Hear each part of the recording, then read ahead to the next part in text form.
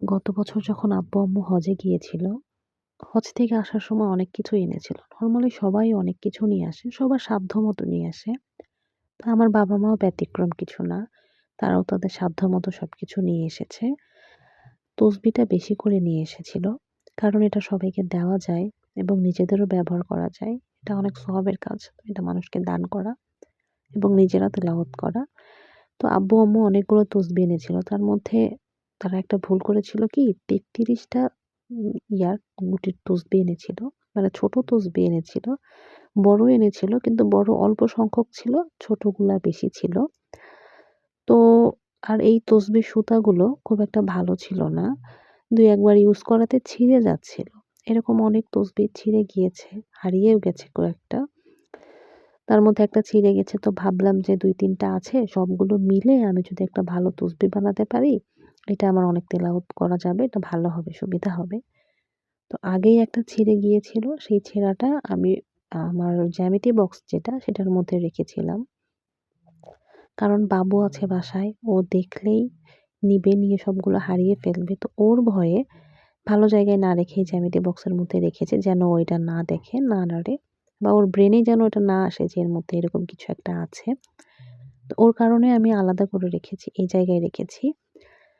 তো সময় হয় না করার জন্য হঠাৎ করে একদিন সময় বের করলাম। সময় বের করে বসলাম। তো সবগুলো তসবিহ আমি এখন এক সুতায় বাঁধবো। তো এখানে টোটাল ৩ টা তসবিহ আছে। আগেই একটা ছিঁড়ে গিয়েছিল সেটা আমি এখানে রেখে দিয়েছি। আর আজকে বাকি ২ টা যেগুলো খুব একটা ভালো নেই, আছে কিন্তু খুব একটা ভালো না, সেগুলা ২ টা আমি কেটে ফেললাম। কেটে ৩ টা তসবিহ একসাথে নিজের মতো করে বানাবো। ৩ টা মিলে সব ১০০ টার মতো তো হবে, গুটি হবে বা এটাকে যে যা বলে আরকি। সাইজে একটু বড় হবে কিন্তু পড়তে সুবিধা হবে। যে কারণেই বানানো। আর আমি এটা সুতা দিয়ে এটা যেহেতু একটু বড় ছিল, সে কারণে সুতা মানে সুই ছাড়াই হচ্ছিল। আমি সুতা দিয়েই করতে পারছিলাম। এটা আবার অনেকভাবেই করে। অনেকে সুতা ছাড়া করে, অনেকে বড়, বড় যে সূচগুলো আছে সেগুলো দিয়ে করে। আবার অনেকে ঝাঁটার শলা দিয়ে করে। আমি আপনাদেরকে দেখাচ্ছিলাম ঝাঁটার শলা দিয়ে কিভাবে করা যায়। কিন্তু আমি করতে পারছিলাম না। হচ্ছিল না আমাকে দিয়ে। তো যাই হোক আমি ঝাঁটা শলা দিয়ে আর ওটা ট্রাই করিনি। আমি হাত দিয়ে করছিলাম। আমার সুজও লাগেনি। কারণ আমি সুতা দিয়েই পারছিলাম।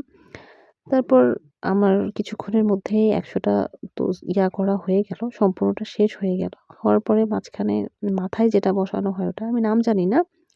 তো যাই হোক ওখানে ৩ টা ছিল। ৩ টার মধ্যে আমি এই ইয়েলো কালারটা চয়েস করেছি। করে আমি ইয়েলো কালারটা লাগিয়ে দিয়েছি। লাগিয়ে সুন্দর করে গিঁট করে নিয়েছি। কারণ এটার গিঁট যত শক্ত হবে এটা তত লাস্টিং করবে। আর সুতাটাও বেশ ভালো, অনেকদিনই যাবে। তারপর আমার তসবিহ বানানো হয়ে গেছে। আমি আপনাদেরকে তেলাওয়াত করে দেখাচ্ছিলাম। যাই হোক আমার এটা করে খুব ভালো লাগলো। আমি অনেকদিন হলে করতে চাচ্ছিলাম। কিন্তু আমার সময় স্বল্পতার কারণে আমি করে উঠতে পারিনি, হয়নি। তো হয়েছে আমি অনেক হ্যাপি। আপনার